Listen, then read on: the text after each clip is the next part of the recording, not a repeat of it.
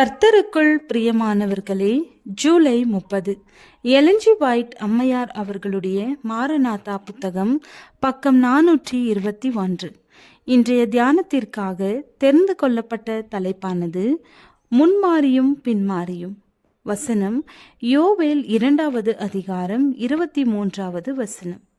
சீயோன் குமாரரே, உங்கள் தேவனாகிய கர்த்தருக்குள் மகிழ்ந்து களி கூறுங்கள். அவர் தக்கபடி உங்களுக்கு முன்மாரியை கொடுத்து உங்களுக்கு முன்மாரியையும் பின்மாரியையும் ஏற்கனவே வருஷிக்க பண்ணுவார். சபைகளிலே தேவனுடைய வல்லமையின் அதிசயமான வெளிப்படுத்துதல்கள் இருக்கும். ஆகையால் கர்த்தருக்கு முன்பாக தங்களை தாழ்த்தாதவர்களிடத்திலும் பாவ அறிக்கையினாலும் மனம் திரும்புதலினாலும் தங்களது இருதய கதவை திறக்காதவர்களிடத்திலும் ஆவியானவர் அசைவாட மாட்டார். தேவ மகிமையினால் பூமியை பிரகாசிப்பிக்கின்ற அந்த வல்லமையின் வெளிப்படுத்துதல்களிலே தங்களது குருட்டுத்தனத்திலே தாங்கள் ஆபத்தென்று நினைக்கிற காரியத்தை மாத்திரமே பார்க்கிறார்கள். அது அவர்கள் பயத்தை மாத்திரமே வெளிப்படைய செய்கிறது. எனவே அதை எதிர்ப்பதற்காக தங்களை பலப்படுத்தி கொள்கிறார்கள். தங்களது லட்சியத்தின்படியும் எதிர்பார்ப்புகளின்படியும் ஆண்டவர் கிரியை செய்யாதிருக்கிறபடியால் அவர்கள் ஊழியத்தை எதிர்க்கிறார்கள். நீண்ட காலமாக நாங்கள் இந்த வேலையில் இருந்து கொண்டிருக்கிறபடியால் ஏன் நாங்கள் தேவனுடைய ஆவியானவரை அறிந்திருக்க முடியாது என்று அவர்கள் வினவுகிறார்கள். ஊழியத்தை எதிர்ப்பவர்கள் அவர்கள் எச்சரிப்புகளுக்கு செவி சாய்க்காததினால் தேவனுடைய தூதுகளின் கெஞ்சுதல்களுக்கும் செவி சாய்க்காததினால் நான் ஐஸ்வர்யவான் என்றும் திரவிய சம்பன்னன் என்றும் எனக்கு ஒரு குறைவும் இல்லை என்றும் விடாப்பிடியாக தொடர்ந்து சொல்லுகிறார்கள். தங்களை நீதியனின் சூரியனுடைய பிரகாசமான ஒளிக்கதிர்களின் அடியில் வைத்தவர்களாக, ஆண்டவரால் அழைக்கப்பட்டவர்களாக, தெரிந்து கொள்ளப்பட்டவர்களாக, பரிசுத்த ஆவியின் அருட்கொடையினால் ஆயத்தமாக்கப்பட்டாலொழிய அவர்களது நீண்ட அனுபவமும் திறமையும் அவர்களை ஒளியின் வாய்க்கால்களாக மாற்றாது.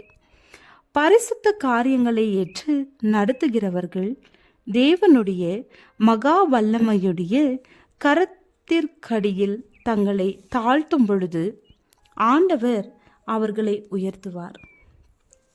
காரியங்களை தெளிவாக புரிந்து கொள்கிறவர்களாக அவர்களை மாற்றுவார். அவரது ஆவியானவரின் கிருபையின் ஐஸ்வர்யம் நிறைந்தவர்களாக மாற்றுவார். உலகத்தின் ஒளியாக இருக்கிறவரினின்று வருகிற வெளிச்சத்திலே அவர்களது குணத்தில் காணப்படும் வலுவான தன்னல கூறுகளும் பிடிவாதமான போக்கும் வெளியரங்கமாக காணப்படும். ஆகையால் நீ இந்த நிலைமையிலிருந்து விழுந்தா என்பதை நினைத்து மனம் திரும்பி ஆதியில் செய்த கிரியைகளை செய்வாயாக. இல்லாவிட்டால் நான் சீக்கிரமாய் உன்னிடத்தில் வந்து நீ மனம் திரும்பாத பட்சத்தில் உன் விளக்கு தண்டை அதனிடத்தில் நின்று நீக்கிவிடுவேன். வெளிப்படுத்துதல் 2வது அதிகாரம் 5வது வசனம். நீங்கள் முழு மனதோடும் ஆண்டவரை தேடினீர்களானால் அவர் உங்களுக்கு காணப்படுவார். முன்மாரியினால் சுட்டி காட்டப்பட்ட கிருபையை அசட்டை செய்யக்கூடாது. தங்களுக்கு கிடைத்த வெளிச்சத்தின்படி நடக்கிறவர்கள் மாத்திரமே அதிக மேலான வெளிச்சத்தை பெற்றுக்கொள்வார்கள்.